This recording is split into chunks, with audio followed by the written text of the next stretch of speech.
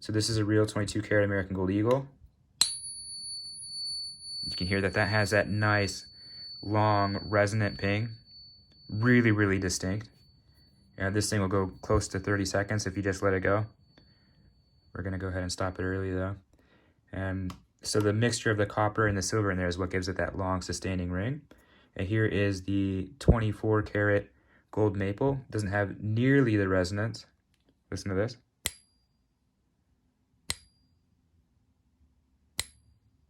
But it still has that very, very distinct golden ting. I think that still sounds really, really excellent.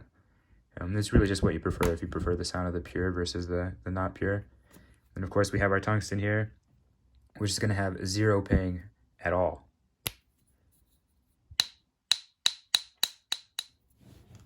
So this is an important video. This is a 2009 tungsten gold counterfeit maple.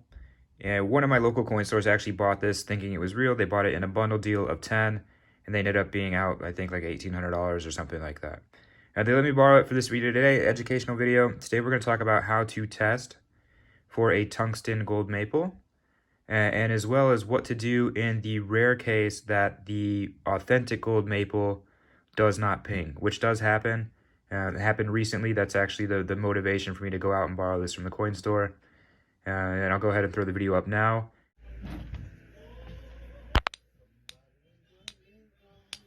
5620. So just on straight on everything, if I wouldn't have came next month, they would have sent me something, and then how long would I have had? At that point, it's as long as you don't go past a 9-month period. So you, how many? My buddy works at a pawn shop, and he actually found a gold maple that had no ping or very, very little ping, and he actually rejected it thinking that it might be one of these tungsten ones, which I think was the right idea. It did turn out to be real. I called the store that customer went out and sold it to, and they said that they tested it on a Sigma, and it did turn out to be real. And now that shop knows that coin has no ping, which is something they'll have to deal with. But if you have a maple that does not ping, I'm going to show you how to test it another way to maybe put you at ease a little bit. And yeah, but if you have a maple that doesn't ping, I do recommend you go put it on a Sigma just in case. But let's go ahead and jump right in. We're going to go ahead and start with my favorite test, which is obviously the ping test. So I'm going to put the tungsten counterfeit into the pocket pinger. I'm going to tap it and listen to this. It makes absolutely zero sound. If you have a gold coin that does that, that is a definite red flag and something that is totally suspect. See if there's any ping at all. Tungsten will have zero ping. You can see that there's not even a little faintness of ping there. And we'll go ahead and do another test here. Throw it on the scale. Definitely failed the ping test. Comes in at 1.001 ounces, which is pretty much a pass. On the weight, 1.002.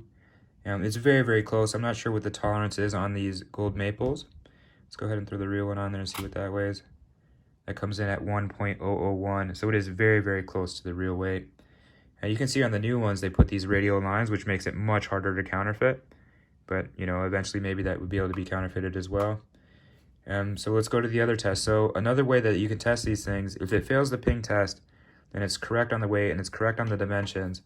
One other thing you can do, because a gold maple is pure gold, you can actually use a magnet and it'll slide down the coin slowly. Let's get the light on there. And you can see here on the tungsten counterfeit, it doesn't slide slow at all. And this is not going to work with all gold coins, but if the gold coin is pure, you will be able to slide the magnet down and it will slide sort of slow.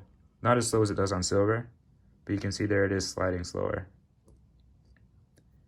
All right, and we'll go ahead and put that back on the tungsten after this one more time. You see it slides kind of slow versus the tungsten gold. It just slides right off quickly. So this is a real American Gold Eagle, and you'll see that the magnet slides quickly down the coin. It actually slides faster than it does down the tungsten, but you can see how the magnet is much more of a reliable test. when you're using it on the real gold. See, or pure gold rather. On the pure gold, it slides very, very slow, or slower than it does on the 22 karat. I mean, it just slides right off of that. There's almost zero resistance. On the tungsten, it actually slides slower than the 22 karat, but not as slow as the 24 karat. So there is a little bit of training that comes with this, but the magnet is a really, really great test to be doing. And you should always be using multiple testing methods. So that's one way you can test it. But really, if you have a no ping maple, I do recommend that you go and put it on a Sigma just to have that extra peace of mind. You know, do the ping test. If it doesn't ping, it doesn't ping. There is a known issue with some of these older ones where it doesn't ping. I don't know why it does that, but I just know that it does. If it doesn't ping, you can do the magnet test. It should slide slow, but I would highly recommend you go get a third test and throw that onto a Sigma just to make sure.